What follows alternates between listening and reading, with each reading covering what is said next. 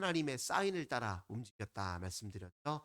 중요한 것은 하나님께서 신호를 주실 때까지 인내하며 잘 기다리는 일이다 말씀을 드렸습니다.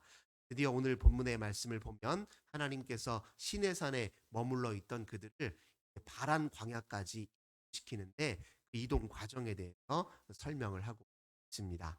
중요한 것은 서둘러 빨리 이동하는 것이 아니라 말씀의 기초 위에 질서 있게 이동하는 게 빨리 가는 것이 목적이 아니라 주님의 뜻대로 질서 있게 말씀의 기초 위에 움직이는 것이 중요했다. 오늘 본문은 이야기하고 있습니다.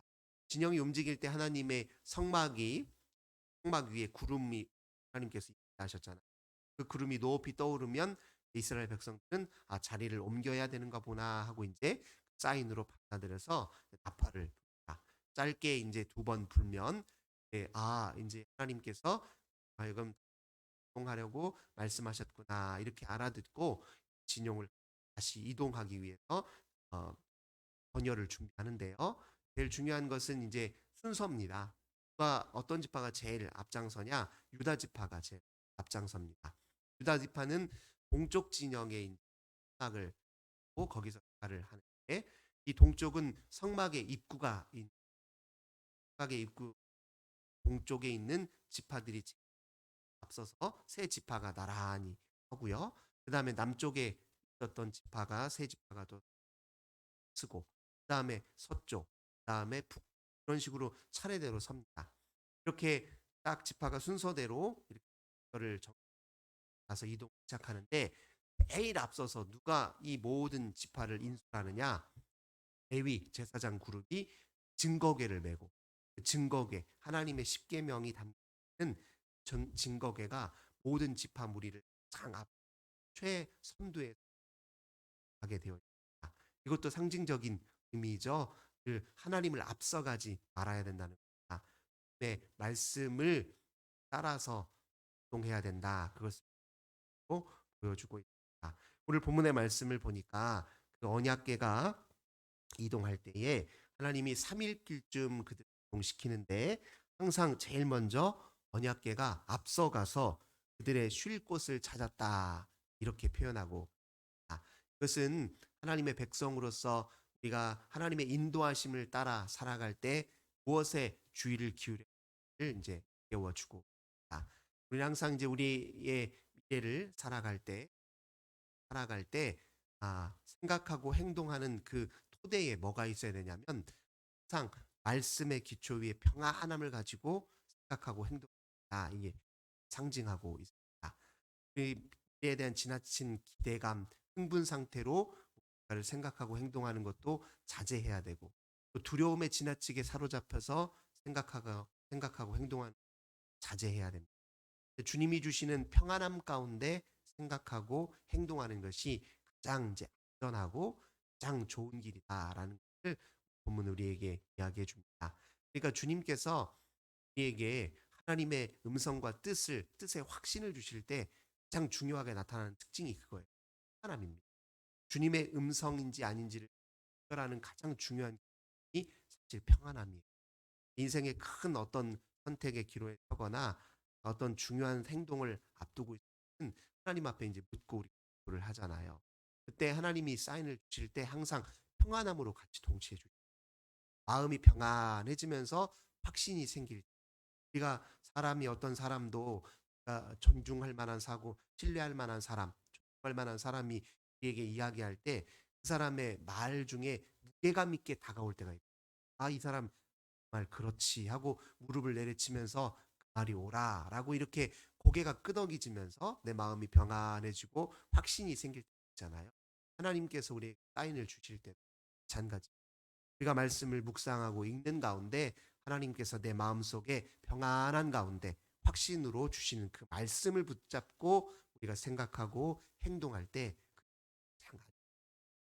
오늘 이 광야길을 움직일 때 이들은 항상 언약궤를 메고 짊어지고 가고 있는 사람들이 쉴 곳을 먼저 찾을 때까지 다 기다렸어요.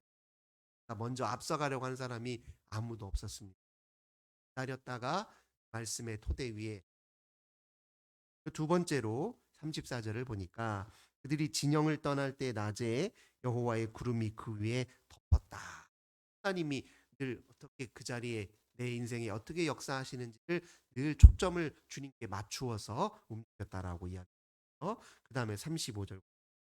배가 떠날 때에는 모세가 말하되 여호와여 일어나서 주의 대적들을 흩으시고 주를 미워하는 자가 주 앞에서 도망하게 하소서. 모세가 하나님 앞에 뭐라고 기도하냐면 언약궤를 짊어지고 움직일 때 하나님 대적들을 흩어주소서. 방해하는 모든 세력들을 주님이 먼저 물리쳐 주십시오. 이렇게 기도했거든요. 우리가 뭔가 우리 인생에서 중요한 결정을 해야 되고 또 중요한 행동을 앞두고 있을 때 또 주의해야 될 게 뭐냐면 늘 내적 장애물들을 제거하는 일입니다. 특별히 하나님과 우리 사이에 있는 장애물을 제거해요.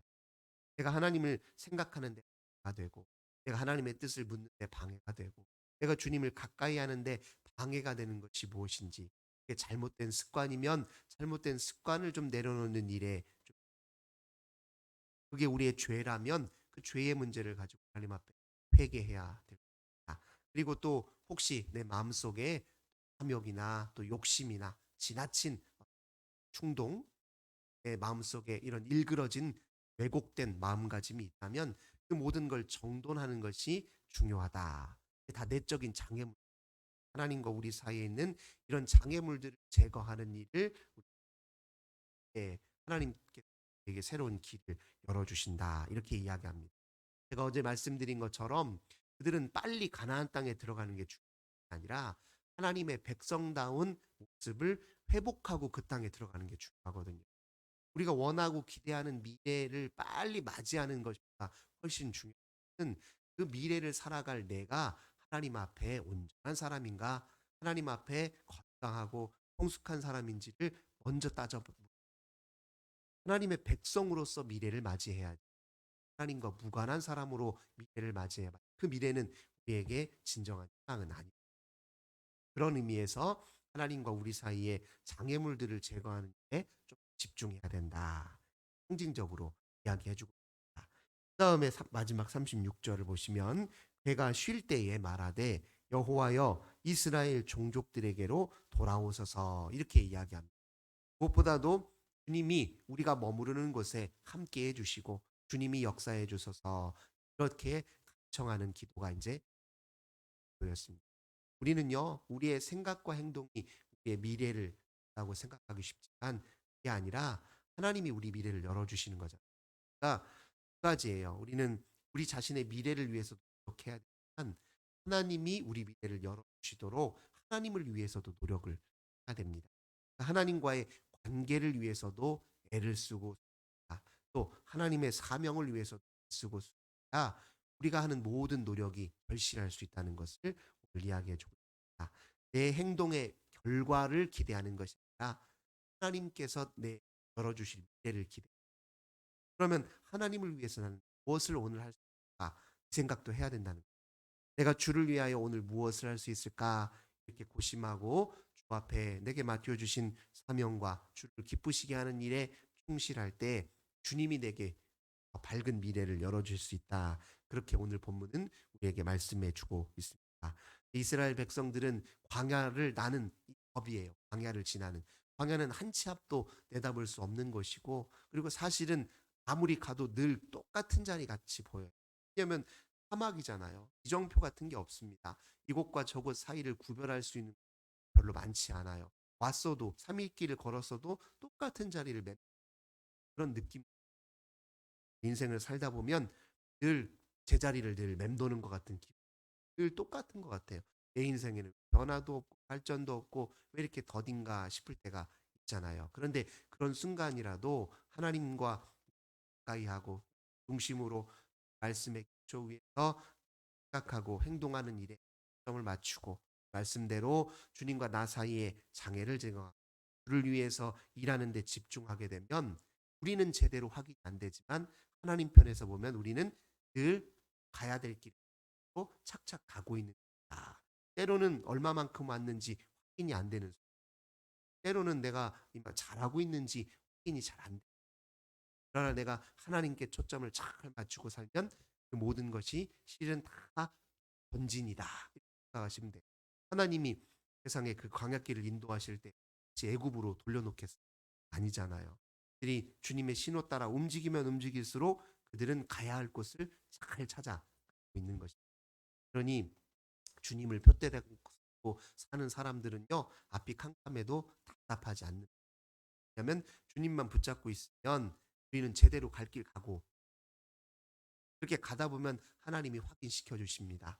네가 뒤를 돌아보거라. 만큼 이 세월 동안 내가 너를 여기까지 인도했다. 하나님 그렇게 시킬 때, 그때 우리는 또 하나님 앞에 감사의 고백을, 또 앞길 알 수 없는 그 맡길 수 있겠습니까? 인생은 광야도 같은 때가 있잖아요. 중요한 게 뭐라고요? 내 뜻대로 내 생각대로 하게 움직이는 것이 아니라 말씀의 기초 에 질서 있게 주님과 함께 맞추어서 내 걸음 따라 움직이는 것이 가장 더 좋은 길이다. 오늘 말씀을 통해서 다시 한번 새기시는 성도님들 되시길 주님의 이름으로 간절히 기원합니다. 참 좋으신 주님 감사드립니다. 우리가 때로 광야길을 걸을 때가 있고 우리 미래를 위해서 열심히 생활한다 하지만 제대로 잘 걷고 있는지 치 앞도 내다볼 수 없는 때가 있습니다. 그러나 주님의 말씀의 기초 위에서 주님이 주시는 평안함 가운데 확신 가운데 생각하고 움직일 때 우리의 미래를 인도하신다는 것 말씀을 깨닫게 해주시니 감사드립니다. 그저 우리는 주님과 우리 사이에 어떤 장애물들이 있는지 먼저 생각하고 주님을 위해 내가 무엇을 할 수 있는지 생각할 때 서 우리로 하여금 한 걸음 한 걸음 전진하게 하신다 깨닫게 해주신 것 감사드립니다.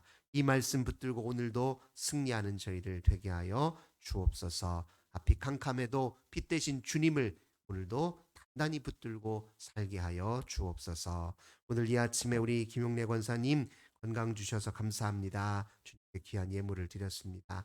하나님께서 우리 권사님 강건하게 붙잡아 주셔서 주님과 동행하는 그 삶에 날마다 기쁨과 감사와 찬송이 넘치게 하여 주옵소서. 오늘도 우리 모든 성도들 가는 곳마다 밝은 빛으로 임하여 주실 줄 믿고 감사드리며 주 예수님의 이름으로 간절히 기도하옵나이다. 아멘. 오늘 말씀 붙들고 함께 기도하겠습니다.